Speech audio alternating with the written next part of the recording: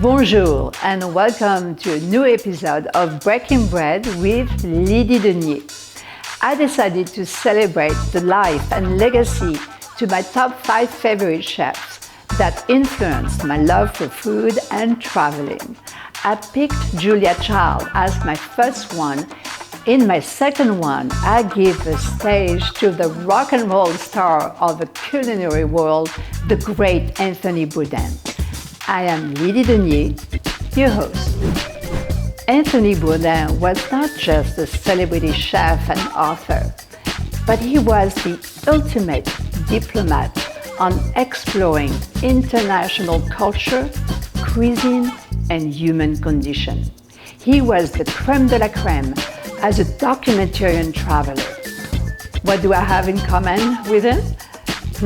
His love for food, his love for traveling, but also an ability to personally connect with all people around the world. And like him, I am relentless. It's my third attempt at bringing Breaking Bread to you. I've tried to give it a life in Mexico and locally here in Laguna Beach. From those attempts, I've got plenty of material, and soon you'll be able to see a couple of episodes on my YouTube channel. So stay tuned and subscribe so you can be notified. How did I start my cooking channel? In 2020, during COVID, Breaking Bread got a break here in my kitchen. And as we say, third time's a charm. Anthony Bourdain said, "Food may not be the answer to world peace, but it's a start." From my kitchen, I break bread with all of you, and soon, very soon, with different cultures around the world. So cheers, Anthony Bourdain. You left lots of marks behind. You are such an inspiration, and today, I'm making your famous steak tartare. Let's start cooking.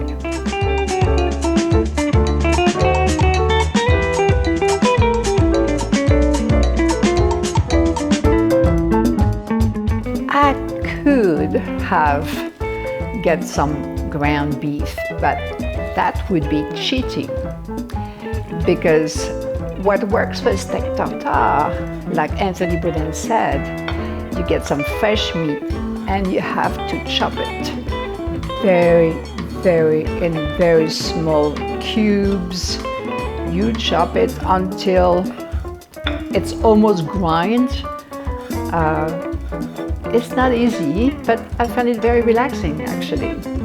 And you can think about something else, and you can think about what I'm going to film next. Actually, it'd be great, you guys, to tell me what should I do next. Any ideas? Where should I go? Have you guys been to a really cool restaurant lately and you want to talk about it? So don't hesitate to leave me your comments. You know how to reach me. So I loved Anthony Bourdain. I still watch his show. Even as pretty much you guys know, I was born in Brittany, France. And when I took my honey bunny for the first time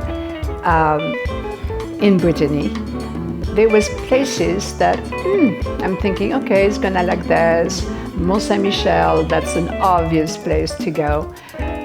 But we actually watched the Anthony Bourdain special on Brittany because Anthony has a child. His grandparents on his dad's side were French. So he used to, as a kid, go spend the summer at his grandparents in Brittany. And this is where I'm from. So we watched the show, and he went to try the oysters, the Bourdain oysters. And of course, I became friends with Anne. Anne is the 5th generation of oysters farmers. So that was a neat place. So I discovered lots of places with him. When I went to Thailand, same thing. Let's see where Anthony has been. And I went where he has been. And I did taste the most amazing pork there. I know we all miss him. Thank God he had done so many episodes and we can still enjoy them. That's really good. And the inspiration and I'm glad we can travel again, sort of. All right, so don't cut your fingers. We want raw meat, but not that raw. Now I understand why the beef has to be fresh. It does make a big difference.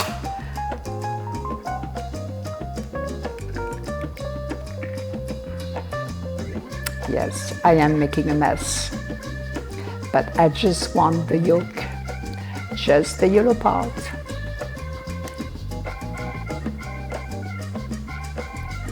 And because I love anchovies, I'm going to add one more.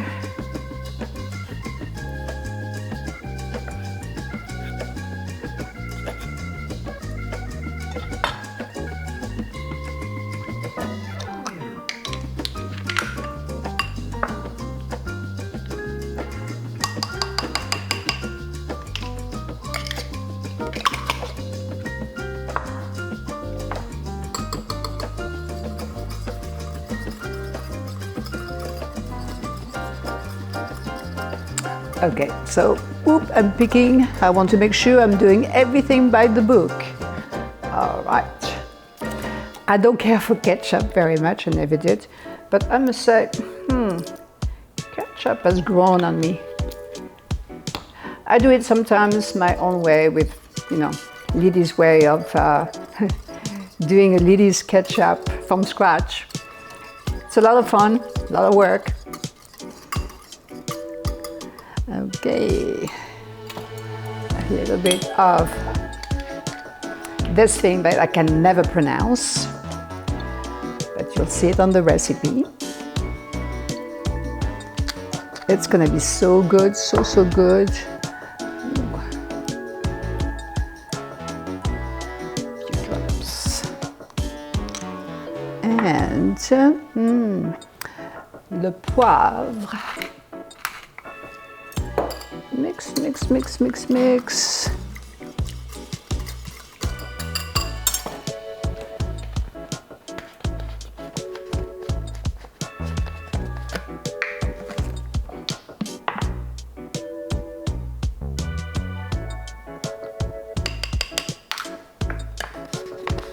So quiet today. I feel like I'm live by myself on the street. Very quiet. It's unusual. Unusually quiet.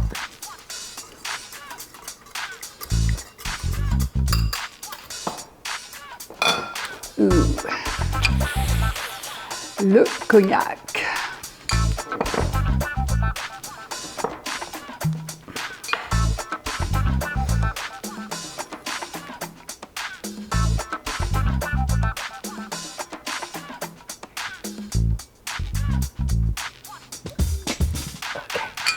That's it. I don't want a drunken steak tartare.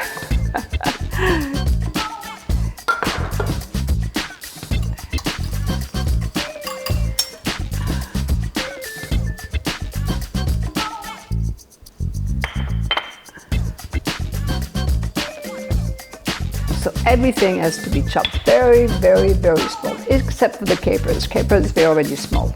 But for example, with the cornichon, this is a French cornichon. They're very tasty. And you slice it. Don't cut your fingers.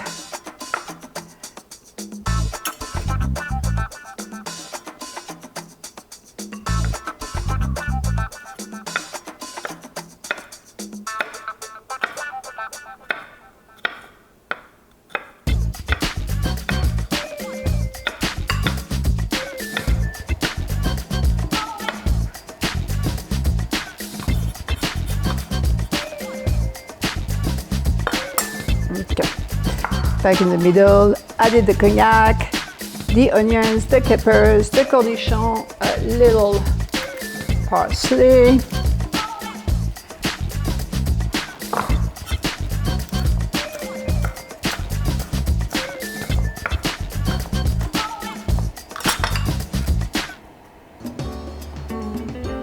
So basically, you have to do everything when your guests are here because it has to remain fresh.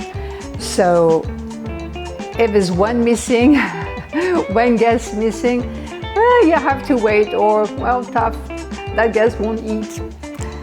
And then, and only then, when all the guests are here, you add the ground, well, the very finely chopped beef. And yes, you use your hands. It makes better than using a spoon. Please do not grind the beef. It would be soggy. Do not. And do not buy ground beef to do a steak tartare. Sacrilege!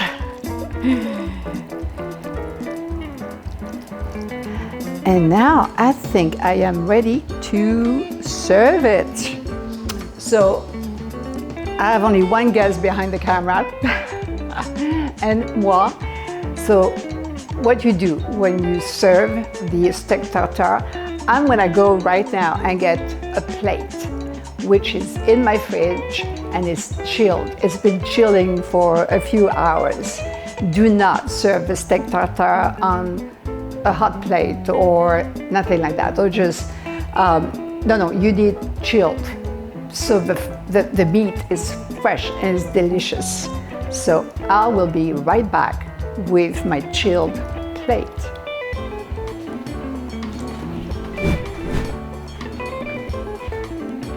It is chilled to perfection. You can see it, very chilled.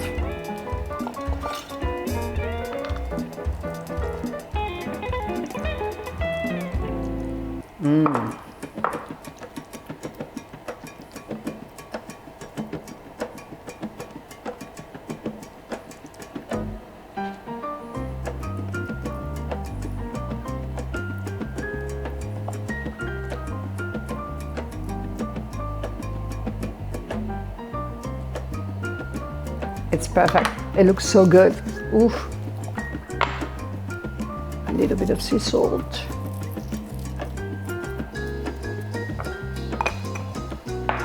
And for decor, a nice little sprig of, voila, or like that. Et voilà, le steak tartare à la AnthonyBourdain.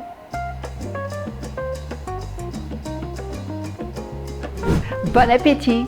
Coming next on Breaking Bread with Lydie Denier, remembering Paul Bocuse, the most celebrated chef who introduced a culinary movement to the world known as Nouvelle Cuisine.